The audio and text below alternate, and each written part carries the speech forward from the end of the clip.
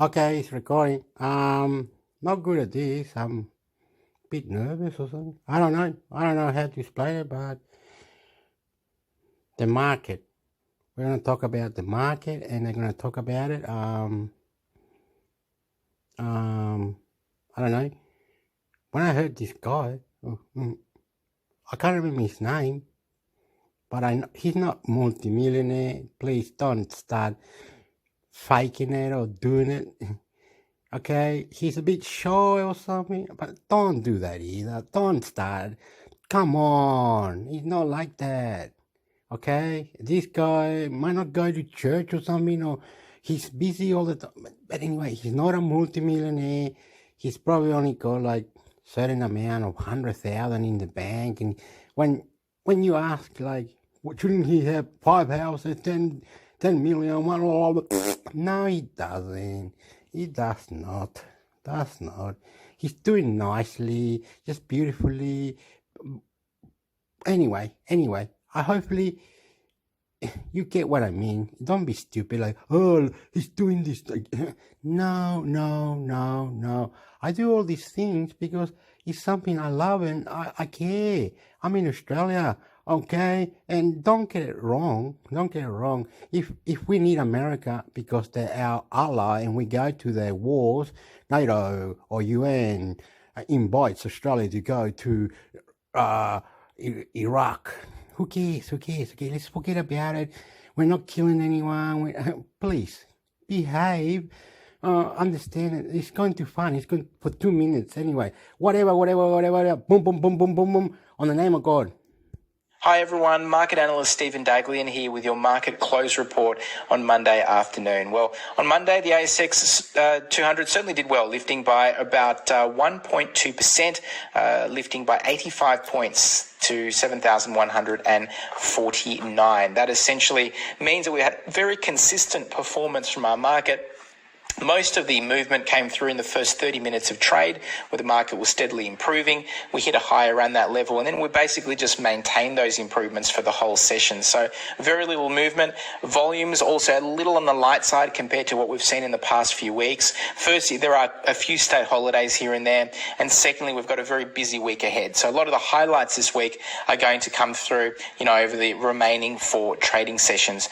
2 of the things to certainly watch will be the US Central Bank board meeting, which takes place in the middle of the week. The highlight there is probably going to be the fact that we're probably going to see the first rate hike in 3 years there, and that's going to receive attention. Also, the Bank of England, the UK's central bank, is likely to lift rates as well. We've also got an update on jobs growth here in Australia, where we could see the unemployment rate falling to the best level since the 1970s. And tomorrow we're going to have the busiest day of the week for updates on China's economy. So all of that certainly will be interesting. Now today, we had a number of winners on our market. The best performer was certainly Elders, the agribusiness, which rose 11%. Now this is after delivering a trading update where it flagged the likelihood of seeing its profits growing between 20 and 30% this year. Another standout was fund manager Pendle Group, which managed to lift in the order of 6%. We had Ampol also lifting close to 3%. The fuel retailer agreed to sell its Gull fuel business in New Zealand for about 570 million New Zealand dollars. So this is a business that includes 100 service stations. Now the purpose and the reason behind that is essentially to clear the way for the acquisition of a larger fuel retailer called Z Energy, which operates 300 locations in New Zealand. It's the largest fuel retailer in New Zealand. So that's been the purpose behind that. Virtus Health also up in the order of 7% today. This is the largest fertility clinic operator in the country, IVF, etc. And basically it accepted one of 2 takeover offers it's received in the past few weeks. The ones it's accepted is from a London-based group called Capvest of around $705 million. Elsewhere, plenty of losers on our market. Some of the worst have included Paladin Energy, which did quite poorly, falling about 7.5%. Nickel Mines also down about 4%. These have been some volatile stocks because of the volatility in some of those underlying commodities due to what's going on between between Russia and Ukraine at the moment. We've also had Magellan not doing so well, falling back. It hit a 2014 low today and reported another drop in funds under management. So since the 25th of February alone, it's had net outflows of about $5 billion.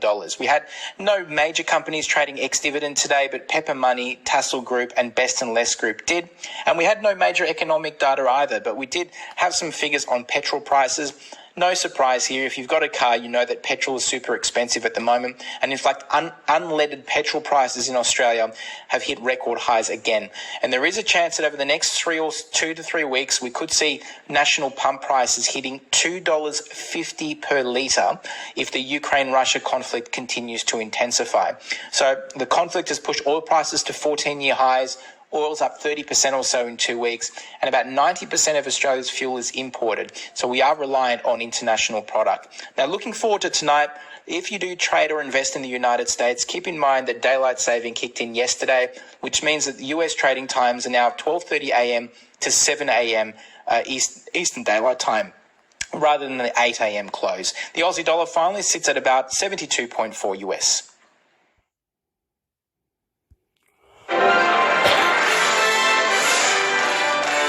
Listening to SBS on the Money with Ricardo Gonçalves. Okay, this is another one that I love, and I have this person, multicultural person, right? Multicultural person. I don't know what type of blood he will have, but he's businessman. Again, please, we're not rich. Whatever. We're not in a country where, oh yeah, that artist is making $1 million and blah blah blah blah.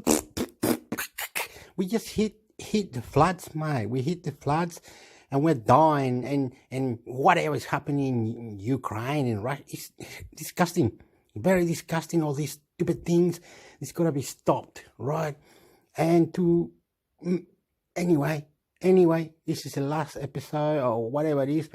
I am insane. People do not understand or something. They don't get it right, all right? When it love, hate relationship. Everyone in the world should understand peaceful manner, whatever. You must know this, that, and the other. We are going forward. We're not going backwards, and you're not letting us escape out of Earth, right? Why ain't Argentina? Why ain't Hawaii? Why ain't other countries have rockets or something, spaceships, technology, advanced? Why? Why do we have China, America, whoever it is making new things and others can't make new things? Why don't you make Fiji the most technology advanced, or Chile the most advanced? Why don't you help? Why don't you put it on the market? Why don't you create a mind where you are insane in the membrane for other countries to develop things that are going to be helped in other planets we're talking, not Earth. We need to look after Earth, make sure Earth is futuristic international computer network. You understand? And information that we're giving you is more advanced than ever. We are now going to go. My mind is going forward with depression, mental health, and all these issues that you need to ask, need to question, listen and reply, and more information that technology, money, and other things are happening around us because of this, that, and the other. Many things. Could be a question that you never had. It could be a question you want to make. Could be a question that you listen and reply. Could be a question out there. Could be Joe Biden, who doesn't say hardcore things to the earth, like, here we are, boom, boom, boom, boom, kill coronavirus, boom, boom, boom, boom, this, that, blah, blah.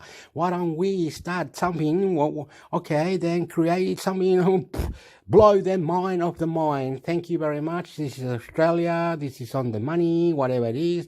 And we are on the markets now, and we're going to make love. We're going to make love, and we're going to make love to whatever. It ain't over yet.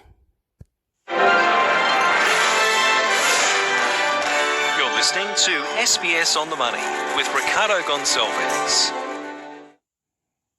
Hi everyone, it's your daily 10-minute business and finance news wrap for this Wednesday, the 9th of March 2022. Later, the impact of the US and UK oil sanctions on Russia, on the share market and the economy. But first, consumer sentiment has taken a hit, and that's amid the floods on the eastern seaboard of Australia and the increasing tensions in Ukraine.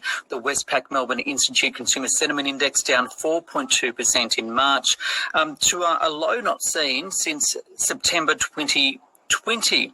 Now, it's at a reading below 100. Okay, I hear another thing that we cannot have electric cars, we cannot do this, we can change the car to gas to electric. What the hell? We do not have money, we do not know how to do this, we are not clever enough to be tech savvy, we are not rich, we are not famous, you, me, this guy might be whatever, but we are going to combine our mind into something you've never seen before. This is world record what I'm saying. My words are out there and I love you. Come and hug me, come and do me.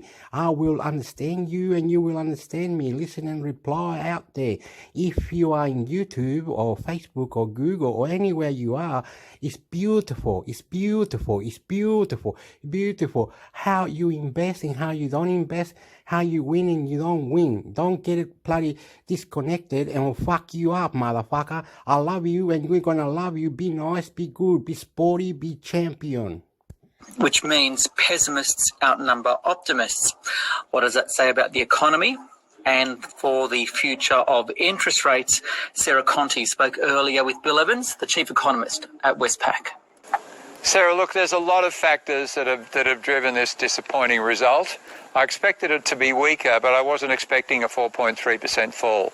So, of course, the floods have been a factor, and we saw confidence in Brisbane fall 11.3% last week.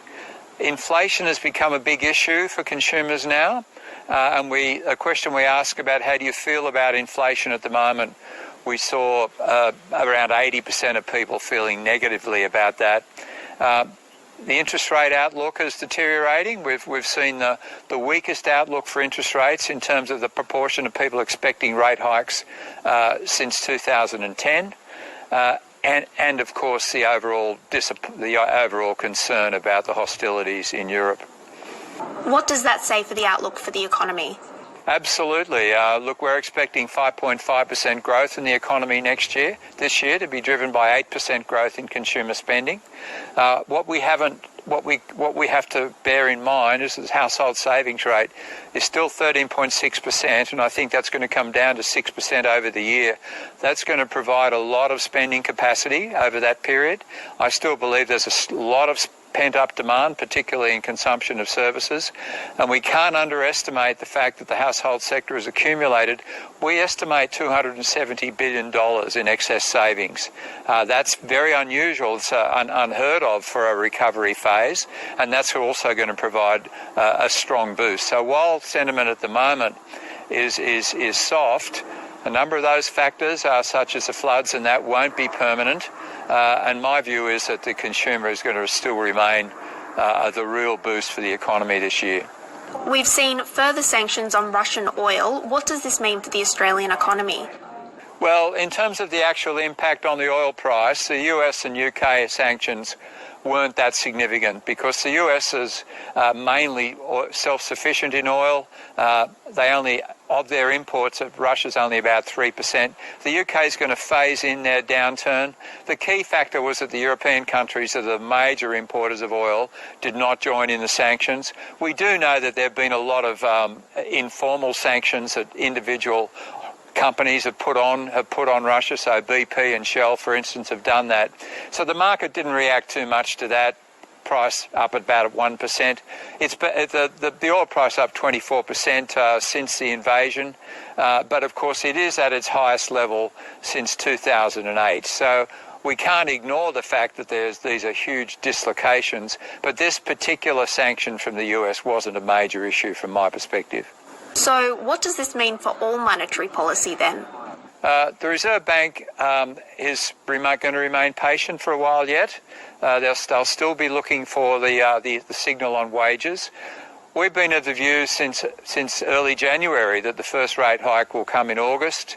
They'll start to adopt a less patient attitude in June, July, once they see a very large CPI that'll be released in late April.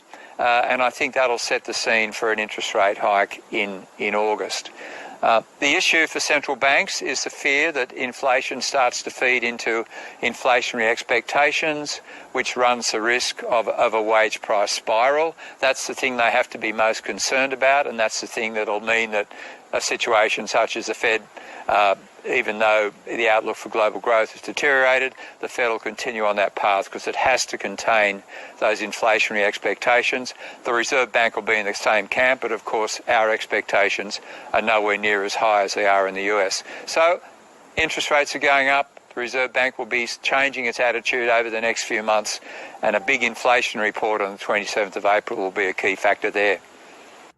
Bill Evans there, the chief economist at Westpac, speaking with Sarah Conti. Now to the Australian share market, which rose. The S&P ASX 200 up by 1%, 7,053. The tech sector leading the gains. For more, I spoke earlier with Niv Dagan from Peak Asset Management. Niv, what's driving the market higher today? Ricardo, we're seeing a little bit of bad news is good news. We feel that a lot of this is largely factored in with the whole Russian-Ukraine tensions, and some of the macroeconomic data that came through overnight were much better than expected. So we're seeing a little bit of green on our screens for first time in a long time. Even though it's as expected, can we talk about these macro influences on the share market at the moment, namely Ukraine, those sanctions on Russian oil by the US and the UK? What are the implications for investors? Oh, huge implications. It comes down to the bottom pockets and consumer prices increasing. So we knew that inflation's a really, really big issue. We knew that interest rates are rising this year, but what we didn't actually perceive is Russian sanctions, Ukraine issues, and potentially default on credit markets. So across the board, investors are nervous, but we are seeing a little bit of green today, which is a positive. So what does it all mean for shares going forward? Look, it comes down to what percentage is largely factored in. I think the investor market will largely look at a higher oil price, nickel, commodity prices, wheat, across the board and supply disruptions as your average day norm. Investors will start to turn their attentions back on macroeconomic data. And we feel that the macroeconomy is still really strong. Interest rates are still low. Investors' money is still sitting. Superannuation money is still there in place. So we believe that actually investors would be looking to buying the dips rather than selling to this weakness. That's interesting, though, because the market was really climbing toward the end of the year, and then there was this correction, right? And it was almost as if the market or investors were waiting for some sort of an excuse to pull the market down quite significantly. We're in that correction territory. Given now that we've had the conflict in Ukraine as a potential excuse, because we already knew interest rates were going to rise, are we in for more weakness, or do you feel that the sell-off has been overdone?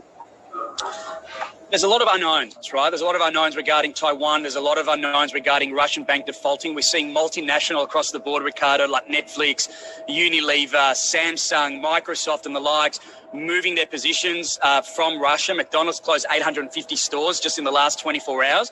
You'd expect that some of these larger multinational top 500 companies would also be feeling the pinch, whether it is on the credit market and what it is on the equity market. We believe a lot is largely factored in, but a lot is the unknown. So that's why we're seeing a lot of volatility coming through on equities. Okay, so given all of that, where are the opportunities right now? What do you like? It's all about commodities, Ricardo. Gold above 2,000, oil, natural gas, coal, wheat, anything we are in a commodity super cycle, so we are advising investors to buy essentially the dips. There's a big discrepancy between essentially the spot. For example, lithium prices are in multi-year highs relative to some of the lithium stocks have fallen by 20-30%. So we feel that gap will return, and it's all about commodities. So we're very, very bullish commodities and oil and gas. Niv Dagan there from Peak Asset Management. This SBS On The Money. Okay, it's over now. I just like to say, every time there's war or anything, everything goes up. Every time there's war, there's hate. Every time there's war, refugees. Every time there's war. Never anyone clever enough to go see the aliens, never enough to go and see heaven, never enough. You ain't happy. Oh, you ain't got this, you ain't got that. So that's why you don't have that technology to do this, to do that. You can't do that. You can't do this. You cannot kill the coronavirus because you can't put 100 scientists or whatever in one lab, and you can't put a place like NASA. You can't have this, you can't have that, you can't do that, you not do that. Your country never did that, your country never do that. You cannot connect with others or around other countries or all together, put together, anywhere together, what together, anywhere together, however together. We can, oh, no, it's the end, no. Okay, subscribe and be lovable because they say no, because they saying you have no agenda, you have nothing, you have no brains. Go eat bananas because we don't want you. We win. We can go out of space. You can't. We can do this. You can't. We can do that. You can't. Russia is allowed to do that. You can't. Yeah. Venezuela is killing the economy of Venezuela, Argentina, and everybody's dying from coronavirus. Right. We're not clever enough to kill it. We're not clever enough for this. We're not clever enough for that. It's insane in the membrane. Okay. Listen and reply, relax and move on over to the big man or something. Get the big man to do the job for you because they are the best.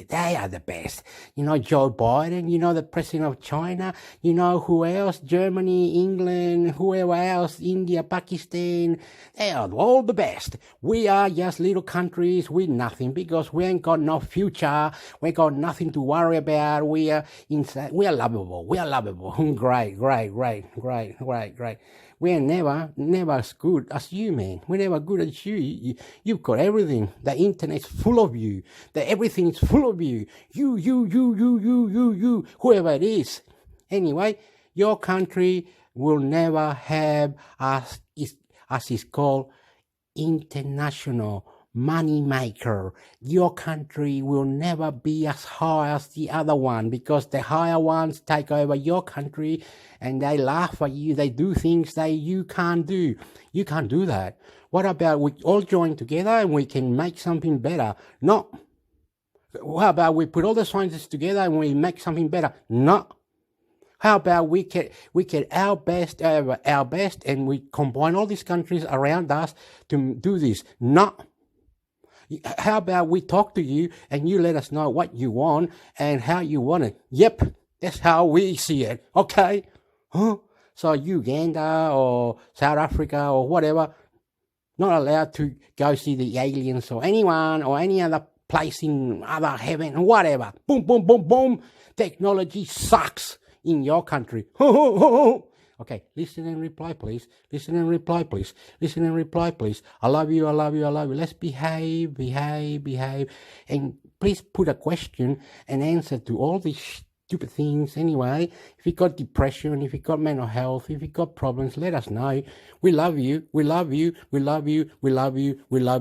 I am intermix hector.